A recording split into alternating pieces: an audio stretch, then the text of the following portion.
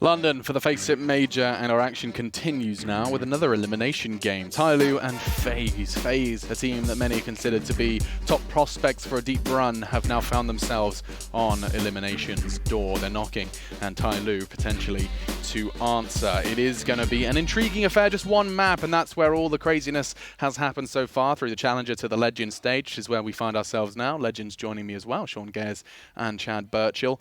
Well, FaZe, I feel like we're tired of this story, but they did weather the storm yesterday. They had their first elimination game, Sean, and it was Mouse Sports who put up the fight. And we didn't get to see the resistance, perhaps, from Mouse Sports to really gauge where FaZe are at. Yeah, and that shows what FaZe can do on a map like Mirage. I mean, Chad broke down a lot of mid-game situations from them that round. They were the clearly better team in that scenario. Olaf had a phenomenal game. Their players came... every player on FaZe showed up right there. Yeah. Kerrigan had big plays. Guardian had big plays. Rain. Olaf, like I said. And then Nico's clearly always going to show up. So does. This phase looks like they're back. But, hopefully. But I do want to kind of fill everyone in how we got here, because you may be tuning in going, why are FaZe playing TyLoo in an elimination game? Yeah. I feel like they're still feeling the echoes of their opening game, their opening Gambit versus Big Chad. Yeah, well, they lost 16-5 on Dust 2. It was a map where, you expect the strengths of a team like FaZe to really shine through, where they can be very aggressive with their rifles and just take aim duels. And that's something that we've seen work for them before in the past, but that requires an individual to step up and hit those shots. Fortunately, nobody did that. And then as they went and played against Na'Vi on Overpass, right, that game right there was signs of FaZe looking good, but Simple was too strong. He was doing what Simple does best, and they were able to, beat them there, especially with the economy game in the late stages of that match. And now, obviously, we find them against TyLoo. Simple to somebody. And TyLoo is where I want to take this conversation, because it's a group of individuals who have already written history for their nation. And I say nations, I should say, pluralize that one, because it is an Indonesian and Chinese combo deal who have done what TyLoo have tried to do for the last 2 years. Break into the international scene, and truly show what they are capable of. Xcurate and somebody have been firing on all cylinders. All I feel I've been doing is singing the praises of the individuals on this team. This is somebody's coming out in a lot of ways, because he's made that aggressive style work time and time again. Bentek continues to be just an all-round superstar, and Xcurate on the AWP, he's looked fantastic as well.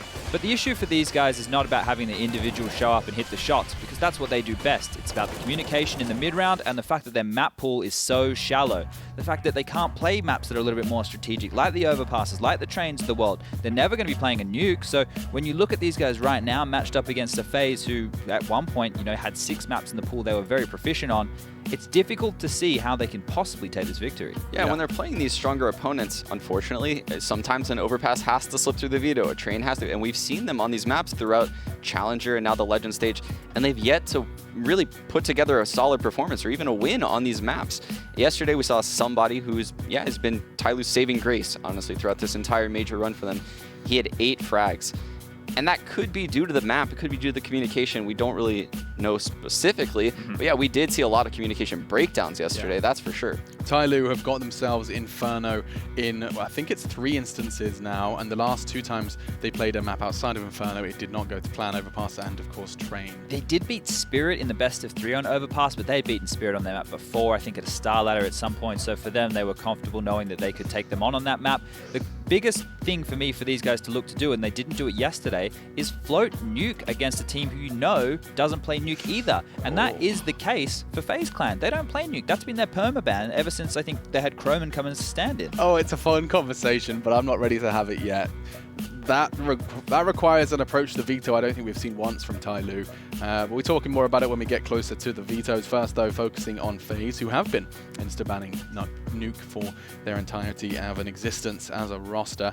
It's Nico, Rain, Kerrigan, Guardian, and Olaf Meister. They lost Olaf for a while, but still thrived with a stand-in, and now, on his return, have looked a little wavery. They haven't been able to show exactly what they used to show, and I think that's kind of been baffling our analysts here at the desk. Yeah, I was just going to say Olaf's highlight there with that AWP. I think we sleep on that. The fact that he used to do a lot of AWPing duties back in the Fnatic days, because JW's never been like a super primary get the job done AWPer, whereas used it more as a utility. And Olaf here, he's able to use it consistently throughout. We know Guardian can AWP, Nico can AWP, Kerrigan likes to pick it up from time to time. And that's just one of the things that adds many layers to this FaZe roster. And what we saw from them yesterday was how proficient they can be on a map like Mirage in the mid-round. They had some really cool opening moves, and from there the individuals communicated perfectly and played off of each other to trade out and win situations. And that's something when you have 5 players who all understand how to play team-based Counter-Strike and then hit crazy headshots, they can make it work without a lot of strategy. Yeah, and we gave them a lot of flack, I guess, for having a shallower map pool than previous versions of FaZe.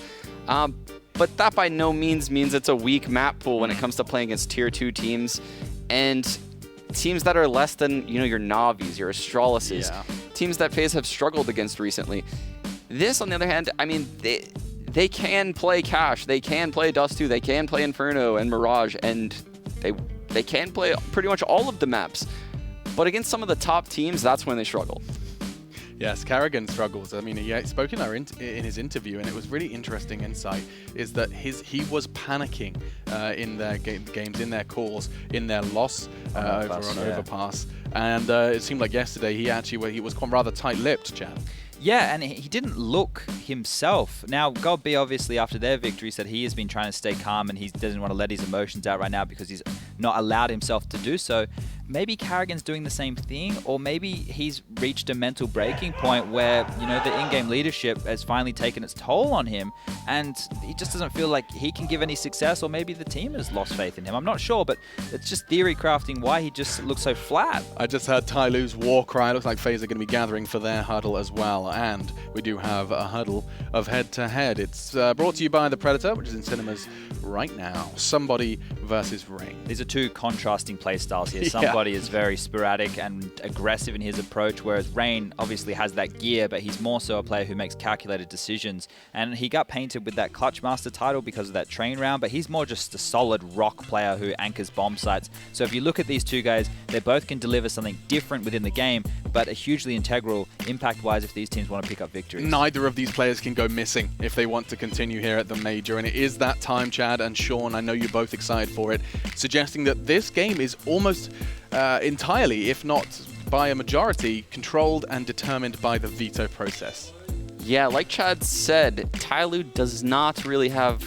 They've got 3 maps, Yeah, right? they got 3 maps, and you really don't want to see them go up against FaZe on Overpass, Train, or Dust 2, which is why it's weird that FaZe banned Dust 2, because now it plays right into TyLoo's hands. That's a gift for TyLoo right there. That was one of the maps that we noted that they really needed to ban. That is a shocker. They can take out Overpass. Is that a Scar from Big Clan? Maybe. They can take out Overpass, Nuke, and Train right here, and then the last 2 maps will be Cache and Mirage, which means that FaZe will get the choice between those 2 maps. Now, Mirage is one where FaZe will probably want to head, and there's been a golden rule I've been saying while we see TyLoo come up through the ranks is don't play them on Mirage. However, FaZe, they're able to beat this team on that map, and they've done it several times within the last 6 months. There might be the caveats of having AE standing in for Captain Mo while he was injured and other bits and pieces, but it's going Mirage, isn't it? It has to be Mirage.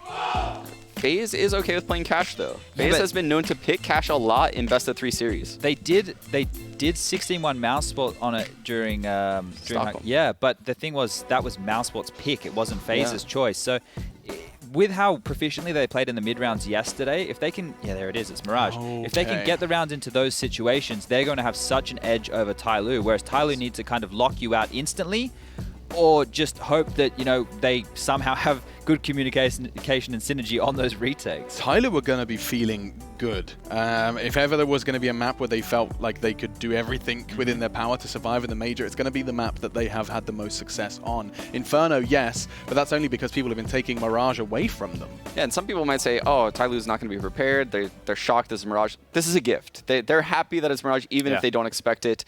They probably didn't come in today expecting to play it. And yeah, I definitely give them a shot here. They've beaten teams like Gambit, NIP was a close game, their game versus Optic, which was like that quad OT. This is all from the Challenger stage. Yeah. This has made predictions pretty confusing. Is anybody truly willing to roll the dice? We have Henry G and Sadakis to cast this one. And guys, it's Mirage. The rule we always like to state is you don't play TyLoo on Mirage. It's definitely true, Alex. They've had some of their best historical upsets on this map, but the last time these two played was back at IEM Sydney on Mirage. FaZe took it. I think they're comfortable to play this map. They obviously showed us against Mousesports yesterday. They're looking much better on it. I feel like I'm going to stick with FaZe. That was my original prediction. I kind of got a bit worried of Mirage, but I'm sticking with FaZe for now. Yeah, I'm no different. I think FaZe has to perform at some point in this event. It would be crazy to see them going down to TyLoo and also to go down 1 and 3 in the group stage. So I think they pull back. I think they still have a chance to make top 8, and I think that it starts now. It starts now. It has to for them if they want to make a run here at the Major, Sean. I think FaZe is too good at the mid rounds, like Chad said on this map. I can't see TyLoo winning those 3-on-3s, so I'm going FaZe. The only difference for me here is I don't think TyLoo will give as much room to FaZe to execute onto that A bomb site. You saw how much respect was given by Mousesports yesterday. They were able to get site control very easily. I think it's going to be a close affair, but I'm going to have to give it to FaZe. Oh, God. Go on, Alex. I have the lead in the predictions. Come on. Oh, do you? Yeah. It goes to show you how much they're worth. Yeah, Go exactly. TyLoo, Alex. Do it. You know yeah. you want to. All right, you little devil on my shoulder. I'm going to go for TyLoo. Oh, there we go. Now but it's a party. Yeah, it certainly is a party, and I'm saying that, but I'm crossing my fingers and toes that FaZe show up, because that's also what we need for a major, is we need more hard hitters in that top 8, but it starts now. And gentlemen, it starts for you now too. Absolutely. Yeah, well, it does, and I'm excited for it. I think that Mirage, the mid-round stuff is interesting for sure, because you get a guy like Nico. He loves freedom on this map. We know how lethal he is with an AK. He hasn't been as consistent on this map as of late. It's something that we always talk about, and we're always waiting to see. Well, but if you give him that room, and if he can get into those situations, he's going to just be unleashed, I think, on this map. If you remember on Mousesports, when we first saw him playing Nico, everyone realized he had so much potential, so much talent, a bit of an upcomer, perhaps. And speaking of which, we've also got an amazing opportunity for you to vote on this game, partnered with upcomer.com. Do it via iTunes or Google Play. Get the app, go on the website, check them out. For the latest stats and scores, upcomer.com. There's a vote for this game. As you can see, it's come in. FaZe certainly are the heavy favorites going into this. I think maybe the fact it's Mirage, it would change to maybe 70-30. All of the desk and Alex. Yeah, exactly. That's what that is. So there we go. Make sure you check it out. That's going to be a lot of fun. This game will be as well. And we're going to bring you 2 best of ones today. This is going to be, I think it's fairly certain FaZe going to win it. It'd be a huge upset if TyLoo took it, but still should be a good game. TyLoo are no easy team to beat. They've got an unorthodox play style. They're aggressive. They're scrappy, especially on the CT side. They're not scared to take fights. They're not traditional. They won't just sit back on the bomb sites. They'll be pushing towards shore. They'll be challenging connector. The orbs will be very interesting, but Guardians looked much sharper, especially yesterday. On maps like Mirage, he does very, very well indeed. Nico in the Palace area is difficult to lock down, even though everyone knows what he does in there on the T side. No one seems to be able to take him down. His timings are just impeccable. His aim is stellar, and we'll see whether he can deliver the pain today. Rain there. Tough tournament for him so far. Haven't been super impressed with some of their losses. He kind of dropped off, but always going to be a world-class player on his day. Looks like we're ready to start, ladies and gentlemen. It will be FaZe versus TyLoo, with TyLoo starting on the CT side. We've got FaZe on the T side here. I can see a P250 for Guardian and Armor. So he's been given the responsibility of the Mad Fragger here in the pistol round. So there we go. He is a very proficient pistol user, I have to say. Not just a one-trick pony. He's actually very good with the rifles and indeed pistols. So watch out for that. Carrigan, the smoke. I don't even know a pony that can do one trick. Like, are they 0-trick ponies? Oh, well, I guess so. Just a useless pony. Yeah, like, what trick does a pony do other than, like, walk around and... Show ponies, yeah, they look pretty and walk around, I think. That's about it. All right. Well, it's going to be execution based off the start, or so as intended. Single smoke down toward the top side of the stairs. In fact, it's going to land a little bit further than that. It lands in front of Connector. Somebody's on the stairs ahead of it, but they want a four-man pour in from the Palace position. Bomb came through A main, so it's got the long access route, but his teammates were already fighting. Nico wants to plant. He's going to have to get it down quickly because Didi nearly had a chance to wrap around and deny that, but never mind. Nico's got his gun ready and fighting. He's willing. He's taking down Xcured. He's taking down Didi. He's got Captain Mo still working back in, but he's the only one left. 40 HP and 3 players to find, plus a bomb. Not going to happen. Nico just held the angle and waited for him to arrive. Nice technical strat there from FaZe. We saw the smoke towards short from Carrigan at the very start of the round. That actually went towards short by the pillars at B. Carrigan solo towards B, showing a bit of presence there, suggesting it was going to be that fast speed take. He flashed over as well, but all the meanwhile, his teammates, 3 of them in Palace, 1 at ramp, and Carrigan was going for the long flank. As you can see, they planted for short. Carrigan's objective was push B. Once they got the attention, he would come up short and hopefully win the 1 versus 1 once the bomb went down, but of course it wasn't really required because all the kills were found. It was perfectly done, and it will be FaZe with the 1-0 lead here, with a force buy up against them here in round number 2. There's CZs and 1 deagle for Captain Mo. Just to note, Xcured with the AWP responsibilities, of course. He will not be getting armor. He's kept himself for about $1,000. So TyLoo, like we said, great aimers, always mechanically gifted, the Asian teams, especially this one. They'll be looking to shut down wherever they can, but it's not going to start too well. And that's Executor of no armor. Pretty audacious challenge from him. Yeah, that's really huge. Didn't work out. It's usually like the one place you don't see pistols challenge. It's like that long corridor at mid. You might see this, though. Somebody gets up in the Bartments and pushes forward with the CZ and manages the kill. Not Olaf. Catches him out, catches the close angle. Doesn't really get much forward. A MAC-10, it is an SMG. You could argue it's still better than the pistols, sure, but it doesn't give much range. They're up against armor, whereas the MAC-10 in Olaf's hands was not. I say that, actually. Excuse me. I don't know if Executor did. Everyone else has head armor, so they did forcefully into it. Somebody's going to push up. This is huge. This MAC-10 could now actually be lethal. He's got a chance to line up. Further damage onto both Kerrigan and Rain. That gives his teammates a chance. It's still a 3 versus 3. Guardian's been tagged down to 53 as well. This Deagle now becomes menacing in the site. An interesting positioning from Bintet. Unfortunately, Captain Mo leaves the bench and couldn't get him the information to peek out. He now has to rotate back around. If Bintet was baited in, or had information as to where they were standing when he peeked out from the pillar, might have been a different story. Kerrigan nonetheless takes down Mo. One further kill comes in. Rotation from DD required. He has more HP than the other two combined, but just the CZ to work with. No kit either. Mind you, in this 1 versus 2, he can still play it with a good amount of speed. It's close. There you go. That's a headshot to Kerrigan. Now this is absolutely winnable. He's got the MAC-10 picked up. He likes to stay with the CZ. See if it could cost him bullets left in it. Got 10, so it's not like the reload's required anytime soon. Checks for power, checks the corner, but Rain's got the angle. He almost had that one. DD makes it incredibly close. But on the T side, they managed to win the round. They're up against a full eco now. Sure is expensive, but they're pretty much guaranteed 3-0 at this point. Rain holds his nerve. Difficult shot there. You can see DD was actually pre-firing the corner as well, was ready to take the challenge. Rain was only 40 HP, but he's got a decent spawn now. He's probably going to go straight towards that mid area, try and challenge the window, and just get some information to make sure they're not pushing towards middle. Nico dropping the weapon there. He'll be smoking towards middle. Pretty standard smoke. And as you can see, Rain indeed does book it towards the top of middle, trying to catch anyone jumping out. Smoke's going to be down. Molotov towards the connector. Flash to stop the push. And Guardian up close and personal to MAC-10. They're looking to farm some cash here. Potential bonus rounds on the cards. Remember, we talk about having SMGs in those first gun rounds. Knowing your opposition just force sport in the second. They might not have helmets. They might not have kits. You can do a fast-paced approach in the first gun round. Punish those factors. It could be an absolute landslide start for FaZe here. We'll see whether it works out for them. Smoke down towards the window area. Executor can't really do much here, just a USP. Any kills they do get will be fantastic. 1 or 2 is pretty much the goal here as they hold up, and Guardian gets full connector control here. Good use of the smoke as he just peeks for any sort of information here. They will be going into a B split, just to note. Guardian thinks about going through connector. And you're right, gets away with it. Gets away from it, I should say, and go toward a B split. Catwalk, not really challenged. They've already gone out and around the corner. Somebody gets further forward inside of the smoke. That's not a bad decision. Long angle to hold with the P250. Guardian's already gone by him, and he's just going to wait. He's hoping that they go in for the plant, and he's going to sit inside of that smoke and be optimistic that he can do something of it, but spotted as the smoke slowly started to fade away. Kerrigan was able to take him down, and it's all for naught in that play. It would have been clever. Deny the bomb, maybe get an AK out of it when it's sitting directly in front of him. Cause some chaos. If people were already inside of the site, they wouldn't respond fast enough. That could have been an interesting maneuver.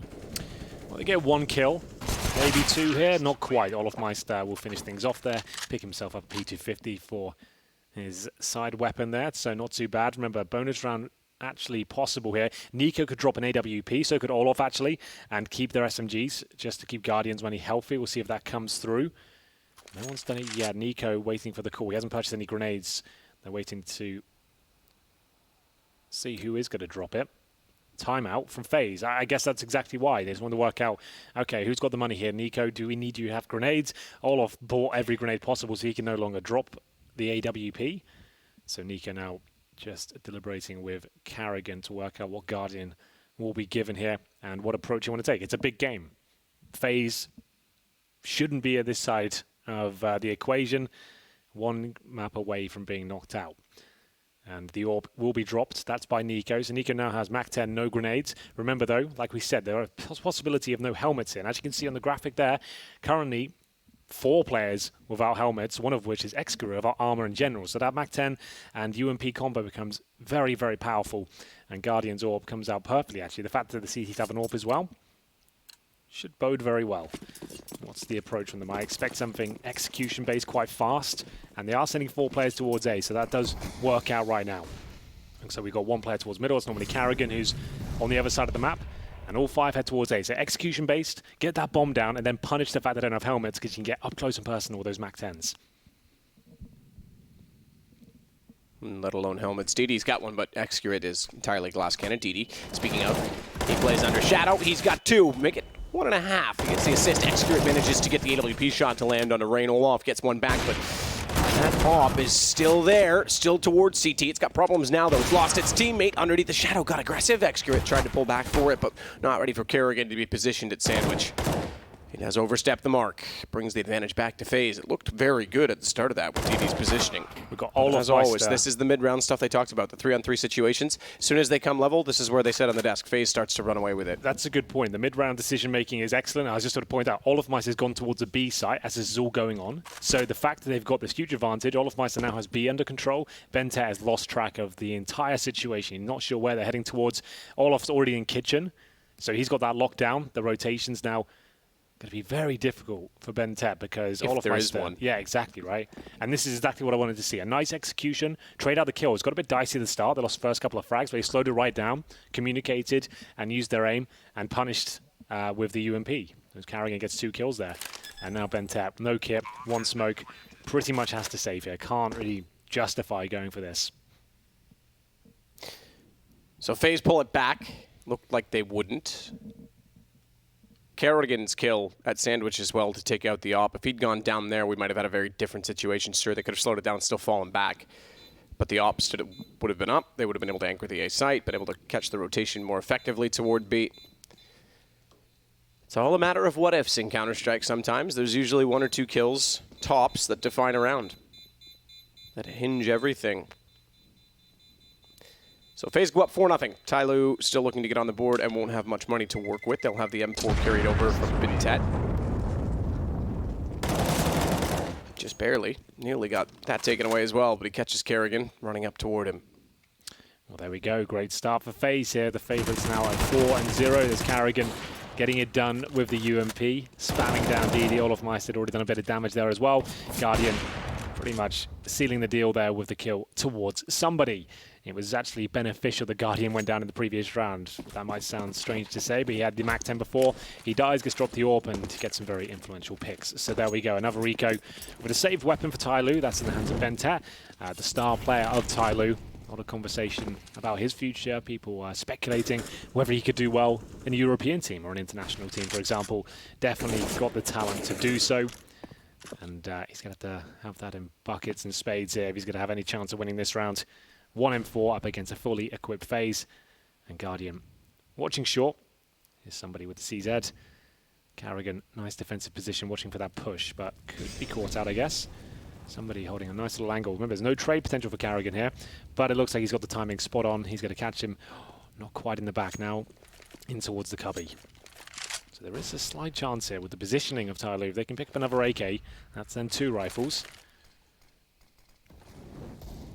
Somebody lies in wait here. Oh, my God, the timing is brutal. Isn't that just Counter-Strike in a nutshell right there? Now, the one thing that's good about this is that you do spot Olaf. He may have missed the shot in the back, but he had a second player to peek, and Olaf also wasn't ready for their presence. So they still get away with the kill. More importantly, DD once again from Shadow finds another, but Bintet trying to play fire, reverse firebox. Gets a little too close to the wall and doesn't play the off angle. They spot him immediately. There's nowhere to hide. Kerrigan then swings in to find 2 before going down, but it leaves them in a 1 versus 2 against somebody on a Deagle. And 14 HP, bomb planted, no kits. Does at least get an AK picked up to work with. Expensive round though. FaZe, I didn't think would give up this much. 3 kills. He will save the AK. Money's still not amazing. Is like he? He's at least like having a look around, seeing as any exits. The fact he's such low HP, I think the saving the AK has to be the objective here.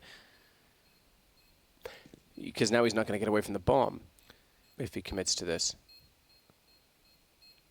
Yeah, now he's gone. Okay. Realises there's nothing to be done. That makes sense. He wants to see if there's another kill available. They might not suspect him towards CT. Yeah, I think I thought the bomb was a little further on. I was like, man, oh man. But he's all the way over to B. So forget what I said, Henry. It's not important. 5-0 comes through. Nico and Rain survive with the AK and the AWP. Rain saving the situation there. Some great entries as they lost a couple of frags. And here's the replay of Rain getting attacked. This kill especially, taking down Bento with the rifle. If he gets the spray down there, it could all be over. But 5-0 comes in. No double AWP set up for TyLoo just yet. Still Excura waiting to get warmed up. First real gun round here. Finally, TyLoo actually have everyone with armor. Decent grenade. Same story for FaZe. As we'll see whether they've got anything to say in round number 6. Excura holds towards connector. Drops the smoke just to extinguish that potential Molotov. You can see how effectively that works. Olofmeister very proficient with the AWP, as the guys pointed out on the desk. In Fnatic, he was no stranger to it, as I assume he had a good spawn in this particular round and was trying to open things up towards B. He needs to negate these grenades, but that one lands in his back pocket, takes him down to 44 HP. And at this point, he might as well hold on to the AWP, because as we know, some AWPers will hand over the sniper when a teammate gets very low, just to help them stay alive, stay in the back lines. So back into the default here. Olof's attempt of getting the opening pick did not work out for him.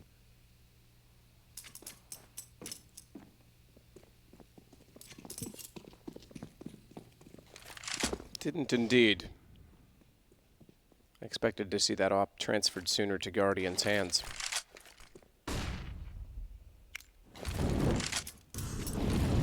Either way, he'll hold on to it. Bit of exchange of utility over toward the A main position. Olof continues to lead the charge. Guardian stays on the AK because he's already at the bottom side of mid and he's already working into connector. Another B split, by the looks of things. Nico's not in Palace, he's in the B apartments, and they've got up towards Shore. Somebody, remember that saved AK, needs to start hitting some shots here, but it's Rain that looks much better today. This is the Rain that can cause damage and carry the team. Haven't really seen that in the opening few sectors of the tournament so far. Guardian holding connector for the rotations. This should be round done unless a double kill like that happens. Amazing spray control from Bentat. At least makes this possible now. 8 seconds, a bomb will be planted. Olofmeister to get it towards short. They try and deny it, but DD will be dropped at the same time. And now they need to ask themselves, is it worth even going for this? Do you recall? As they will go for it, you're right. May not be worth it. It was a 2 versus 2. It's a 1 versus 2, but even still, Excura already zoomed in, already figured out. Guardians got the shot down with the AK. Do you recall the time when FaZe was at their dominance of success, or their pinnacle, I suppose you could say, after the roster exchange? Yeah. You know, end of last year. You bring in a guy like Nico and Olof in tandem together, and you think, oh my God, the amount of skill they have. You've already got Guardian. That's incredible on the AWP. And then you have Rain, and you think to yourself, of those 4, Rain is the least of the fraggers. He was the one that consistently led the team during their most successful period. Yeah. So you are right. This is getting back to the Rain we're more familiar with. Yeah, there's been some great lines on the desk before where they say they've got some of the best players in the world on this team, but Rain is the best player on the team. You know? Like absolutely. Like he might not be regarded as like the world-class, one of the best ever, but on this team he performs very well indeed on his day. But there we go, 5-on-4, nice opening pick. Guardian goes down to somebody. They have Forcepore here, you can see they've got the AWP. Did he not? I was going to say, his head was definitely in vision. He wasn't ready to react, but they spotted each other, and now it's a little game of cat and mouse. Nades will certainly force him to the left. That's his intention. Excura realizes it and goes through the flames, because if he walked out the other side, he was a dead man. Well, he's baited up most of the utility in the B bomb side, so that's a little victory in itself. But the man advantage still lies with TyLoo here. Somebody holding in CT spawn, slightly edging towards B with the AWP, and there's Bentet on top of the ladder in CPL. You do get accuracy once you're on top of it. It's not connected to your hands. So they'll get a boost up in the window here. Olaf given the responsibility to try and find the kills. Holding up for now, just looking towards the vent and see if anyone wants to fall back from CPL. Kerrigan pushing back out from connector. Captain Mo in the site. Good position to be in, because coming through connector, he can control with the boxes. He doesn't quite get ready for Nico's presence at Palace, which is a little bit late, to be fair. Could have saved his teammates had he gotten that kill a little bit sooner. Olaf gets bit back. Nico still pulls off against somebody and up the ladder, down it again. It's a very awkward position for Dini, and Nico just dominates him. He's now gotten 3 kills and 1 more to find. 15 seconds is the bigger problem. Bomb down in front of him, but a Molotov will certainly keep the defense away and hold so that they can't quite see him pick up the bomb. I thought Nico was going to be dead there. I thought Excurate would re-peek it. Oh my god. Nico's now going to have a bomb plant down in the nick of time, and he could still pull this back. This is the mid-round stuff we're talking about. It might not be team play this time. It's individual heroics, and what a shot as he just destroys Excurate. Ice cold. Look at him go. 4 kills for Nico. That was a 4 versus 2 map. This could be an absolute bloodbath. If those are the rounds TyLoo have to win. Yeah, absolutely. You've got to convert those ones. Against a team like FaZe, give them an inch to take a mile. This was the awkward moment. I think it was the CZ that spammed all his bullets. Obviously, you can dump those in, 2 seconds? And once you do it, the reload's so long, you might have to go for a knife, and it just really didn't work out. Nico knew he had him pinned down once he pulled the Glock out. Just had to get some vision, and that might be another eco for TyLoo. 7-0 down. Maximum loss bonus when he gets you so far on the CT side. As you can see, $3,400 per player after losing a maximum of 5 rounds in a row. It's not really enough for a buy in the CT. You need 4,400. I'm going to say that I get your point. Might be another eco. Okay, they're going to half buy. I would have gone. I would have forced. I think you need rounds at this point. You're already giving up 7 to FaZe on the T side. You're going to have to be efficient because you're going to face a reset either way. But get in there. Get stuck in. You may not have the op. Maybe that's the one thing that was really weighing on them. Yeah. I might have forced there. Well, still early days. Even though they lose the half 8-0 at this point, they can bring it back and hopefully aim for 5. They'll probably bring out double AWPs, I would say, in the next round, just because desperate times usually call for desperate measures. Yeah, and that's exactly it. If they want to go to a double op setup, then they had to save there. I would say that's, for me, is going to be a good adjustment for them because the rifles just aren't working. They're losing every single AK duel right now. So we'll see whether that rings true. Grenades now being deployed. There is an opening kill, of course. That was Guardian taking down Captain Mo, the former main AWP player before Excurate came into the roster. 2 players towards short here. Somebody in Bentet waiting those CZs as Guardian looks so strong today. There hasn't been any weak links in the FaZe units. It's all been very efficient. The reason that I bring up the point of forcing, though, there's still money enough on the FaZe side, but where it came to a one-on-one last round as well. Yeah, it's been expensive. You could start to break into their money a little bit. Now you give them a chance to build back up. I guess that's sort of the one thing that you could have thought about too, but either way, it's FaZe now with a 2-man advantage, not surprising against the Pistols. 2-man stack, though, toward Catwalk. We haven't seen this in the aggressive position. We know that there's been a lot of contention, I guess I should say is the word I'm looking for, in this position. We know that FaZe is elected to go here a lot. All right, I thought maybe being closer with Pistols might yield them a kill or two. Not at all. Yeah, Nika just bayonets him as he comes around the corner there. Didi's going to get a kill with the last bullet, I have to say, but it's fine. He'll be down to 46 HP and just try and save the AK once again. So round in favor of FaZe. They've now won the half. 8-0 here as we get into round number 9. It's just up to Didi to try and save. I don't think he's going to, though. You can see he's being hunted down. Knife out. Oh, okay, Carrigan. Nearly gave him a chance. Yeah, not the crispest of aim, but it gets the kill, doesn't matter. And we'll see what round 9 brings. Will they go for a double AWP setup potentially? Somebody hasn't purchased yet. Go for the M4. So you have got at least got the full buy now. They've got the diffuser kits, the incendiaries, the smokes, the AWP and Excurate. And in terms of him, we do follow the AWPers a little bit closer. He's got 4 kills, 8 deaths. I think probably 2 of them with the AWP so far. We'll see if we can go a little bit further. Is Carrigan going to change things up? Now he knows their money's back in fruition. Does he want to go for an execution here? Looks like more of the same. Nico, he heads to the apartments or palace. That suggests it is a default, but he's actually currently holding the smoke in spawn. As Guardian with the AWP goes towards palace. Northmeister just going for his flight paths here at B, trying to look for any aggression. Is there a change of setup? He did spot one. A bit of a late reaction on the shot. It's going to be ambitious. It's quite rare to see that shot connect, but when it does, it looks brilliant. Throws out a nade as well. Excurate certainly feeling the pain. He's on 14. Nade didn't land on somebody at B. Excurate's rotated back off the window. He'll hold jungle instead. No one directly inside of the A site towards CT stairs this time. They're actually starting to stack up mid. Try and hold it off. Guardian just sitting and waiting. Didi walks straight into his crosshair. So another early pick, early damage as well for FaZe. And now the mid take. Bomb still in spawn, just to note. They'll go back for it now. 2 players going to take on Captain Mo. His crosshair up and above. Does get a shot onto Carrigan. Not quite a dink. Thought it might have been, but it wasn't. It's a kill either way again for FaZe, and they'll boost window. So they've got a ton of map control. Bintet however, has spotted them in the window. Awkward spray. Gets the first nose that surely someone else was in mid who boosted him. Why is he not considered that that player is still down below if he's not inside of connector? Either way, Kerrigan gets a free kill. He fell directly on top of his head. Well, there we go, Matt. Looks like another round is going in favor of FaZe here, unless Excura on 14 HP can come out on top in a 3 versus 1 post-plant situation. I don't think that's going to be possible. He has no kit, 1 flashbang. He's hoping for a miracle here. And that's what it's going to take, I'm afraid, because unfortunately he is so far removed from winning this round. He can only really hope to save the AWP. Once again, money broken. With the residual cash, they have about $700, you can see.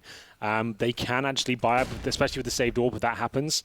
But it looks like, oh, got to hit those, son. Unfortunately for Excura, he will go down. A bit of a gimme there for Rain. Like I said, they can probably justify a force now. They're all hovering around $4,000. So we'll see if they do that, because at this point, you're right. They do need rounds. It has to happen. So maybe another partial buy. Maybe they go all in. 9-0, though. Not really the match we were looking for at the Major. You want them to be competitive. You want them to be exciting. I think the game yesterday, the Liquid Astralis game, really was the pinnacle of what we expect at the Major. It's so good to watch world-class Counter-Strike. 2 teams going at it. Was one of the best games of the tournament so far, and I'm sure that's just a sign of things to come. Wait till we get into the arena. As the flashbangs get in towards middle, it will be Rain just going through the default right now, and there's no force buy. This could be another partial here from TyLoo. Looking down the barrel of 10-0 on the CT side of Mirage.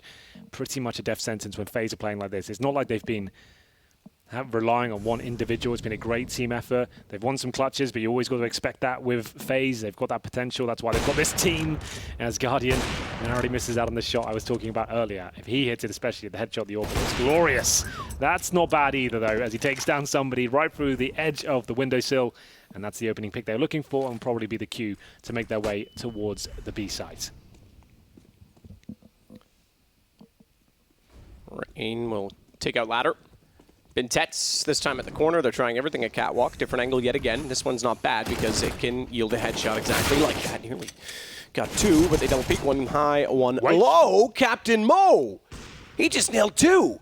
Olaf's now stuck toward the bench. They pulled this back to a 2-on-2 situation. Olaf's tagged to 18. Chance somehow they pull this back inside of the smoke. Excuse me, trying to run around. Little did he know where Olaf had gone, and on top of that, Guardian was in behind them. So they hold on FaZe, and they find their 10th TyLoo yet to get on the board, but Captain Mo made that interesting. Captain Mo with a double deagle, I'm sure.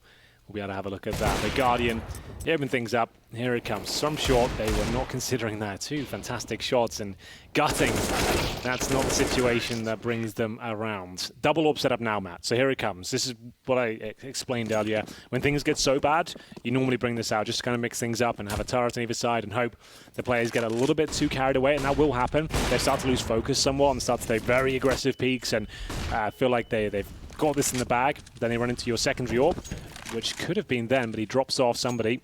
He was boosted. That's a great spot to be in as well, and it didn't really work out for them. Now, they're both a little bit isolated there towards the underpass. Yeah, you almost have to push through at that point, because you can't retake main. You know you've lost the top of it. There's really nowhere to hide. Problem is, even if they push through, Olaf's on the other side. Good timing, I suppose. Mo gets 1, spots ahead, nails that. Oh, he nearly got away with all 3 inside of middle. Still, though, speaking of 3s, comes exactly to that for both sides, and this is where FaZe tends to get the lead and take the advantage in their decision-making. So, good effort, great effort, in fact, from Captain Mo, and yet fall 1 shy in terms of the trades. It was at least 1 shy of what I think they would need. 2 for Mo in the previous, 2 in this round. Can he convert this one? Somebody, remember, got the AWP. Looking to reposition. Get some information. Nico, his calling card position here, in towards that palace area, waiting for someone to step out of line, as he will certainly punish them. 30 seconds remaining, and there it is. Somebody looking like they could do this now, and that's another missed shot by Excura. He really isn't looking too sharp today, I have to say. No, but TyLoo get their first round with 3 staying alive. Importantly, both ops still in their hands. You're right, Excura's missing quite a few that we wouldn't expect. He's been sharp normally throughout this event. It's been one of the big talking points, and some of the guaranteed kills, easier shots for most AWPers, he is missing. And to be fair, Captain Mo, though, this was a great little play. They went for the boost originally. By those steps, you can boost just over short there with the AWP usually and have amazing open pick potential. But Bentet shutting it down. He has had some decent moments, but that's only the first round they've got on the board. They need to be careful of the reset here. They still have their double orb set up. There'll be a tactical timeout called by FaZe here. Their money's still relatively healthy. They have one more buy in the bag after this one, but it's not as strong as you might think with a 10-0 lead because all the rounds have been relatively close. It's not been complete whitewashes every single time. So there we have it. A little timeout here for Carrigan and co. just to work out what they're going to do. Maybe change the pace. I've been running defaults now for the last 3 or 4 rounds. Maybe they want to throw in a B rush or a quick execution. Let's see what they've got in mind. Looks like they're facing towards A right now. Rain and Guardian and Olofmeister looking to go in that direction. And off they go. So this could be a similar sort of approach we saw in the pistol round. Well, they smoke towards middle and B. They are lining up their smokes. There will be a full A execution here. You can see Olofmeister and Guardian committing to the lineups right now. Carrigan with his.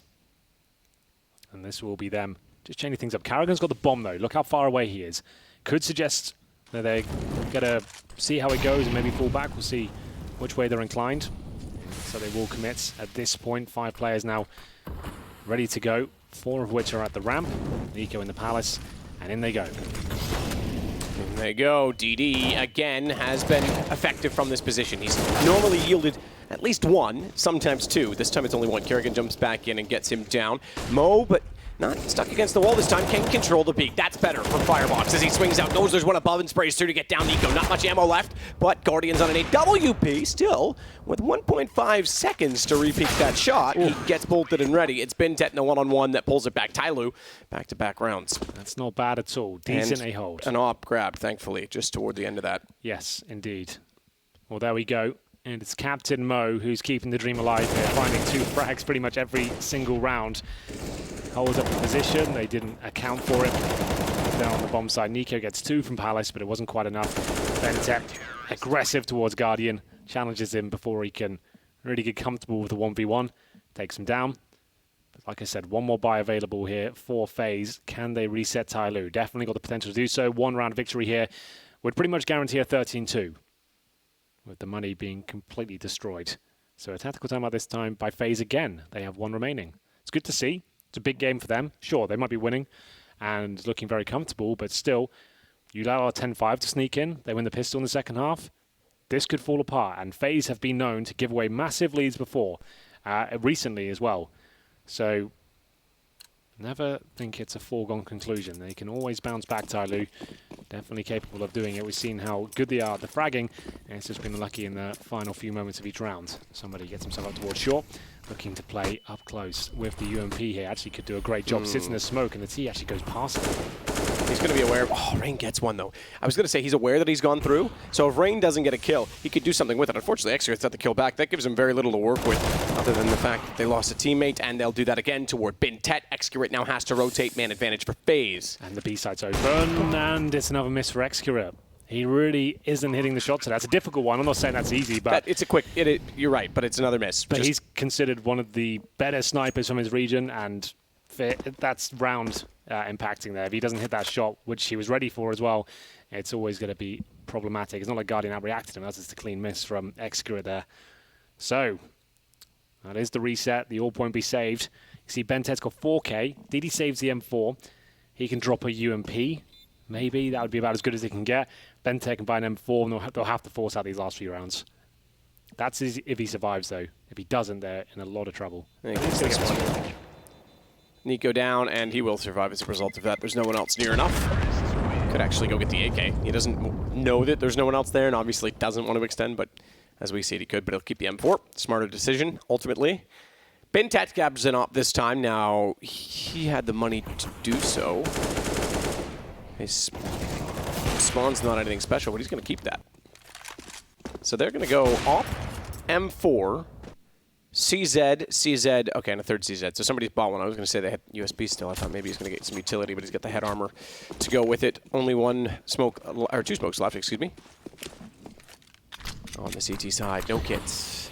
Chad just made an interesting tweet. He said he's pretty sure Nico is calling for FaZe. And the way I've seen Nico's body language, the way he's talking in the timeouts, I would say that might be true. That says a lot. Like, if you look in the next timeout, potentially, or the beginning of the round, I'll keep an eye on Nico's camera. It looks like he's doing the majority of the talking. I think a lot of teams do this. They won't change the seating just to keep the pressure on the original in-game leader and let the new guy do it under the radar. Yeah, sure. It brings to question, though, if that's the case, then you're putting, Kerrigan's there strictly for that role. Yeah. And you're taking Nico and putting more pressure on a skillful player. I was looking at this push earlier on. Our observers showed us as well. Mo all the way around behind them, but Rain still on catwalk is able to respond. He wanted that gun and he wanted Guardian. Yeah, he gets clotheslined by Rain instead. Still a chance here. Double spray down again for TyLoo. They are so good with the M4 spray. Well, there we go. And it will be a 3 versus 2. Another chance to convert this. Remember, this was the force buy completely from TyLoo. Money was looking pretty poor, but the flanks have been great. They've been able to get in the back lines consistently. Need this round. 11-4 would still be a great half of FaZe, but let's see what this can be done now. Nico heading towards window. 20 seconds remaining. They need a bit more before they can actually attempt a bomb plant here. If Nico looks towards middle, he's got a guaranteed kill. And there it is. Pretty straightforward. Takes somebody down. Kerrigan goes in for the plant a little early. And he's actually showing, his foot showing. Oh, no. DD didn't have the ammo to fire into it. He does have a flank, though. Bintet's behind him. All he has to do is keep the aggro. Exactly that. Bintet gets a free shot to Kerrigan. Nico now has to rotate back out toward mid. Bomb ticking. Again, no kits. We mentioned that at the start of the round. There's not any even on the ground. There was none purchased. So 10-second defuse required. That gives Nico a lot to work with. Good positioning from Bintet on the boxes. See above the smoke because he knew that Nico would line himself up in accordance with the bomb. It pays off as TyLoo find a third round. 3 from the last 4. There we go. Yeah, not too bad at all. Big plays. DD. Double spray down. So good with that M4A4. That's not easy, let me tell you. Great timing. And Bentet with the flank pretty much confirmed things. Nico certainly had a chance in the 2 versus 1, but that smoke really denied everything. Bentet, great positioning. Spots him. Peppers him down. They both got at the bomb knowing they had time, even without the kit, to defuse. So there we have it. Final round here. 4th looking likely for TyLoo. Like I said, FaZe, even when these big teams have these huge leads, sometimes it can fall apart there. Exposing themselves, not watching the flanks, getting caught with the trousers down a few times now. And the CZs and M4s stabbing them in the back. A execution by the looks of things to close things out here. But as you can see, the first eco FaZe have had to go through in this entire half is in the last round.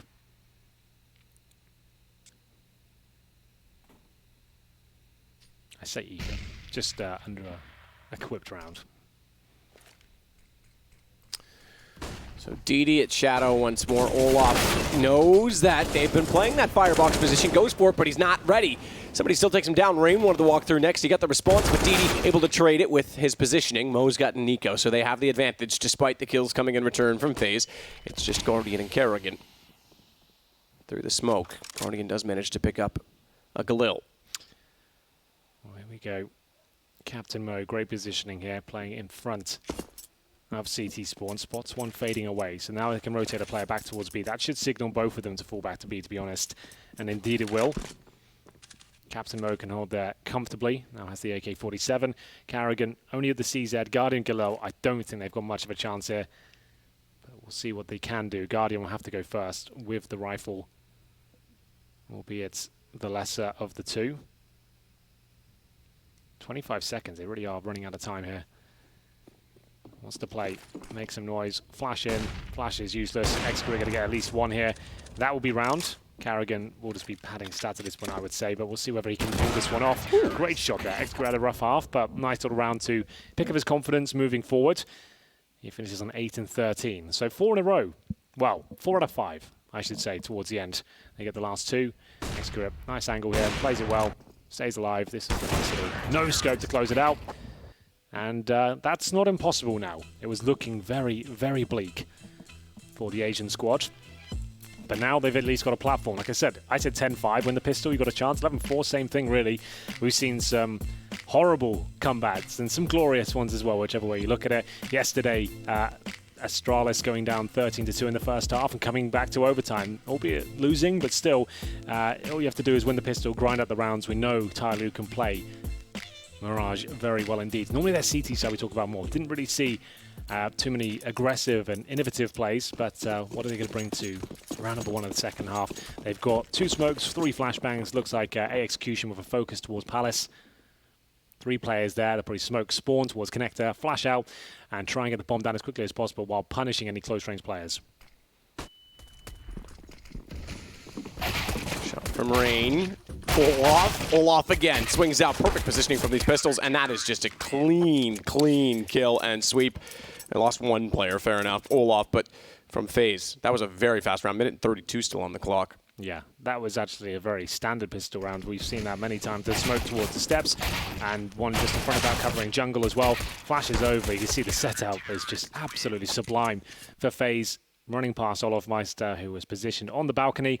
And he gets a bit of a shooting gallery. Good for 2 kills, and we'll have presumably the force buy from TyLoo here. We'll see whether they can get anything done. They're very good at the pistols and CZs, especially, like we saw. Guardian waiting. Scout, not able to connect on the first headshot. Actually gets tagged himself. Minor.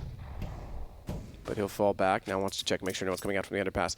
Boost is possible here. They know that they've moved that scout off the position. We know that it is a scout and not an op, so they'll bring the pistol to the window, but that brings the FAMAS toward jungle. Nico with a wild spray that does not connect. The DD's got a weapon. CZ, close range, jumping around. That's where it revels.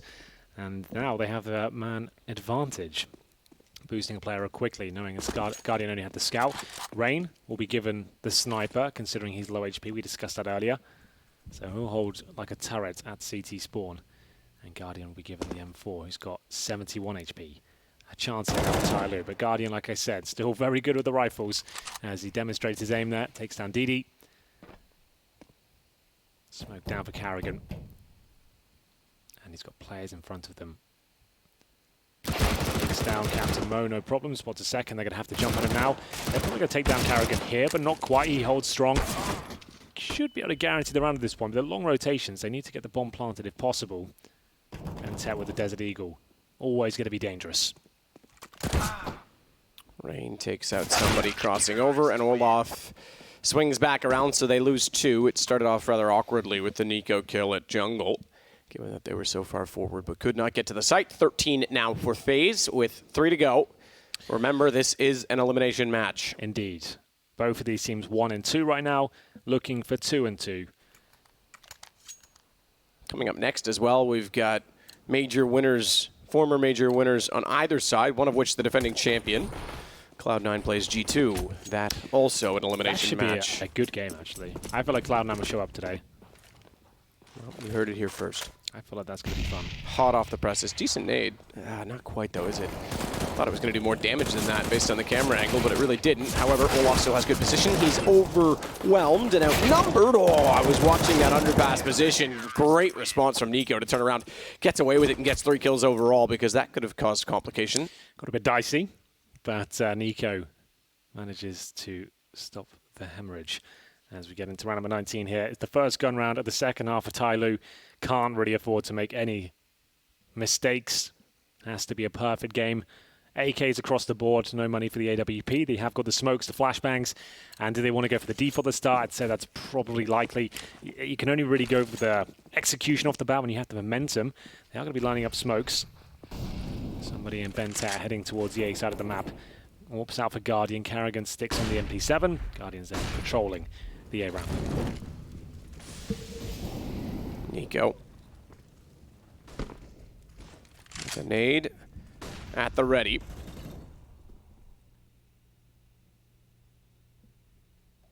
Carrigan waits forward stance inside of the apartments, resmokes it, flashed out, spraying in.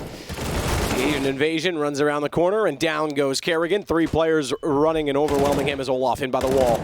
At the bench position, good headshot on the second kill toward Captain Mo. He triples on that as he takes down Excrete, making a 4th on somebody. We might have an ace as he looks for Bintet, who denies it. Olaf with 4. But it's still a 1-on-2, and Bintet picks back up the bomb. He's got a minute to work with, and Rain has no idea he's gotten this far inside of the site. We're down to a 1-on-1. Yeah, this is looking good for Bintet. Guardian now. AWP, but he hits the shot. I was about to say HP not a factor, but when you take a bullet to the chest, neither is that. Well, there we go. And it will be 15-4. No bomb planted again. It looks like we have got Oh, Victor, I can't see a way TyLoo can bring this one back. They have to buy up now with Galil's scouts, pistols, whatever they can. We'll look at the scoreboard while we're here. Why not? We'll see who performed as Nico, who's been actually very good this event. He's got 20 and 10. Olaf Meister, good to see him performing big numbers, 17 and 13. Rain, 16.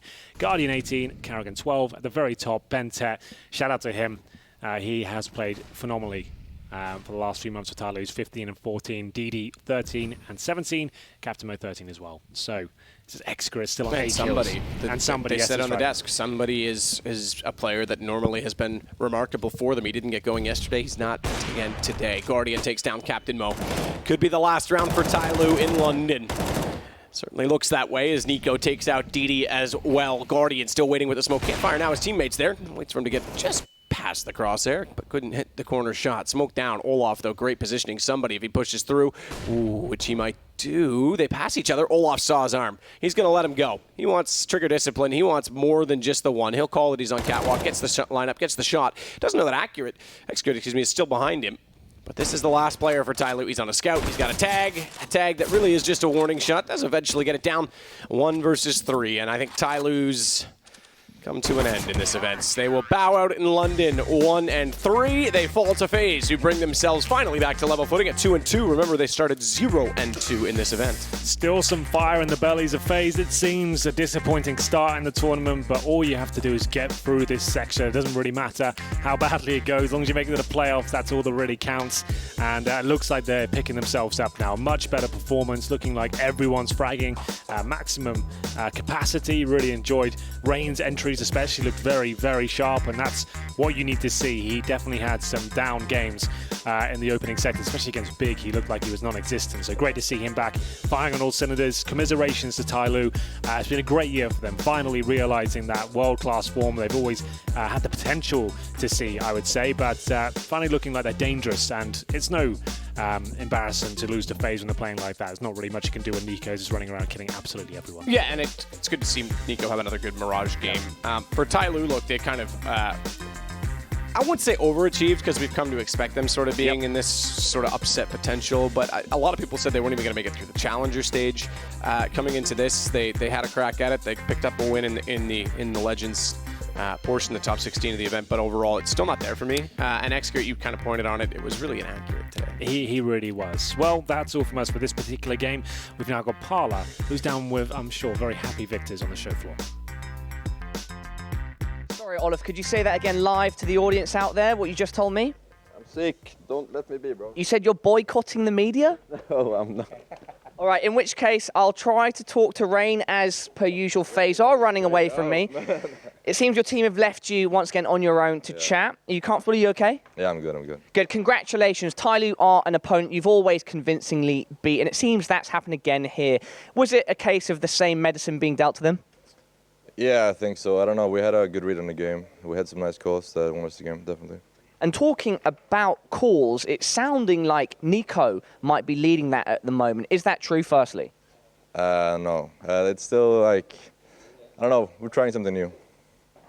So you don't want to tell me too much about that? No comment. That's absolutely fine. I won't delve into more details, but we just heard the communication was slightly different. And so in that sense, it is true. No comment. Okay, no comment at all. All right, when you were coming into this matchup, you knew that if you lost this, your tournament life was gone. You'd be out of there and not reach top 8. Would that have been a massive disappointment? Yeah, I think if we lost yesterday, it would have been worse, of course. But winning this game, make sure we have that best of 3 to go. I think that's a good thing for us. For sure. And at the start of the tournament, it was Na'Vi and Big that bested you. Can you tell me a bit about those matchups? It was just very hectic and chaotic games for us. We didn't play our own game like we're doing now. So, yeah. Awesome. And going into tomorrow then, those best of 3s. Rain, what's the plan? We're going to win 2-0. I feel like I've got a slightly closed off Rain and FaZe, which is absolutely understandable. Would you like to say anything to your fans, FaZe fans, everybody else at home? Hey, thank you everyone for supporting us. We're going to do this, boys. There we go, guys. We've got a re-energized FaZe. They are 2 for 2, meaning they will play in the best of 3 tomorrow to try to get to the top 8, those playoffs next week at the Wembley SSC Arena. Alex, over to you. Step 1 complete for FaZe as they look to regain their glory. It's been a bit of a turbulent time for them in London, but they do pick up the win versus TyLoo, and I think the casters summarized it quite beautifully. It is, what can you do? There's no shame in losing to FaZe when Nico and Rain are walking into sites and just taking it from you. Yeah, early they did play aggressive over towards that A ramp, and we knew those executes would be coming in from FaZe, and they were as disruptive as they possibly could be. But once you get into those mid rounds, that's where the class of FaZe shows. And look, Parler asked that question about the in-game leadership. Nico was 100% in-game leading that game. Like, I don't care the fact they wouldn't give an answer there. He was 100% in-game leading that entire TL. Yeah. That's just the way it is. That's just the way it is. Yeah, Chad was down here listening to him. Yeah. But spying. So we did preach about how TyLoo would struggle in the mid rounds of this game, and that's exactly what happened. The first 10 rounds, they lost 6 out of the 6 3 versus 3s, 2 of which were 5 versus 3s in their favor, 1 of which 5 versus 2, where DD was on the balcony. It just shows FaZe's class in those situations. It's something TyLoo needs to work on. We all know it's their problem. The communication breaks down in those late round scenarios. And yeah, I actually thought they played well otherwise, but exactly what we thought would happen. Yeah, and I think, you know, my first question when you have TyLoo now eliminated is what lessons can they take back? What can they, I mean, what does a demo of a 16-4 thrashing really teach you, Sean? I mean, they could definitely look at how to play more conservative spots in those 3-on-3s and how to play off of each other better. I mean, there's some where, you know, Nico was in the window and I can't remember. I think it was maybe somebody was walking connector. Yeah, like, what is he even doing in there at that point in the round? The round where DD was on the balcony. It's like people are singled off all the time in these scenarios on TyLoo when you watch them, and it's very easy to fix that. Just look at like some spots. Think about some spots that you want to rotate into, how you can help each other, use utility, and then come back and use it. Do you think they're victims of something actually the Australian region was familiar with, which is where you don't get punished for that in your local games, in your domestic games, and therefore you do develop these bad habits that FaZe just exploited?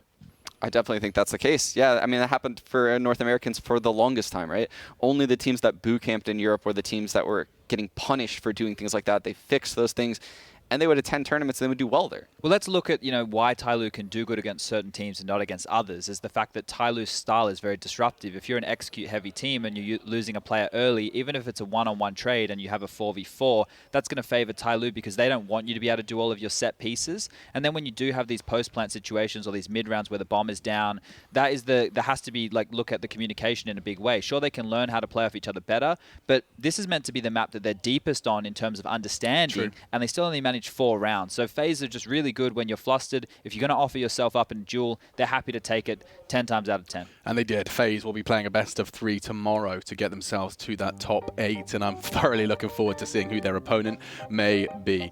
Up next, we have Na'Vi versus Fnatic. That's a big one to look forward to. One of those teams is going to be locked in for the top 8. Fnatic have got their toughest test yet. We'll find out how they fare. We'll be talking about it after our break. We've just witnessed FaZe lock themselves in for a best of 3. Rain feeling confident, and we'll talk more about that when we get there tomorrow. For now, we catch a little bit of a break, and then we come back to see Na'Vi Fnatic duking it out for a spot in the SSE arena.